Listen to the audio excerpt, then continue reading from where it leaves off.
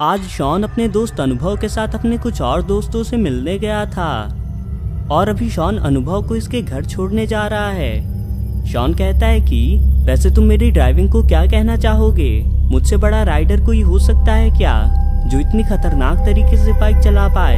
अनुभव इससे कहता है कि शॉन अभी हम थोड़ी देर पहले ही तो गिरते गिरते बचे थे। शॉन कहता है कि कभी कभी हो जाती हैं गलतियां।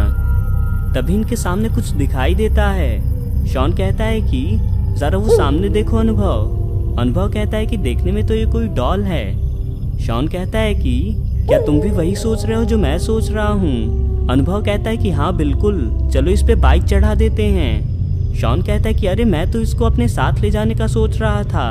अनुभव कहता है कि तो ये बात है, देखने में ये डॉल उतनी भी बुरी नहीं है। और ये लोग इस डॉल को अपने साथ ले जाने लगते हैं।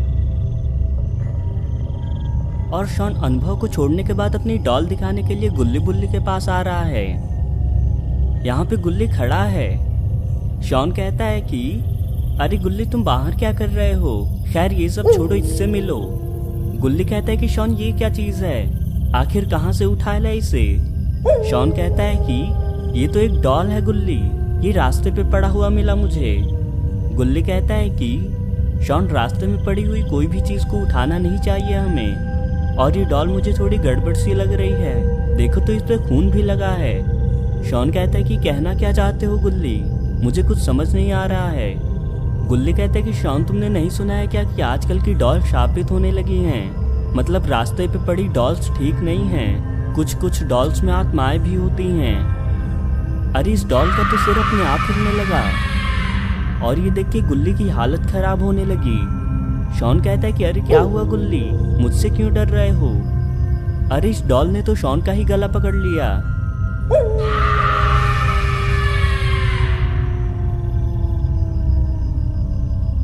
अरे ये सब तो बस गुल्ली का सपना था, अब जाके गुल्ली की जान में जान आई है। इस सपने की वजह से अभी भी बहुत डरा हुआ है। तभी इसका कोई दरवाजा खटखटाता है।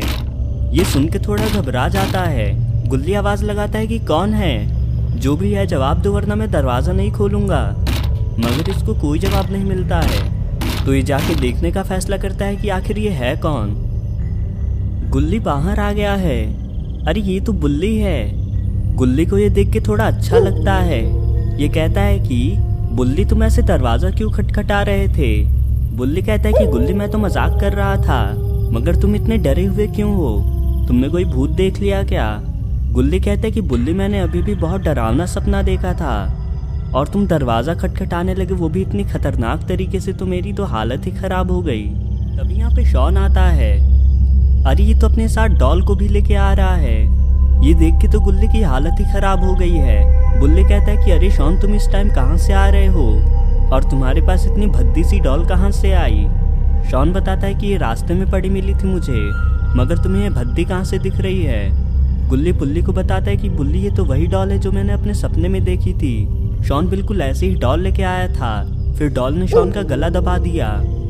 शॉन कहता है कि तुम लोग ऐसे क्या बातें कर रहे हो, मुझे भी तो बताओ। गुल्ली कहता है कि शॉन तुम इस डॉल को यहीं पे रख दो, हमें कुछ बातें करनी है। शॉन कहता है कि नहीं गुल्ली, कुछ भी हो जाए मैं इस डॉल को कहीं नहीं रखने वाला हूँ, मुझे ये डॉल बहुत पसंद है, इसके साथ ही मुझे बहुत अच्छा लग रहा है।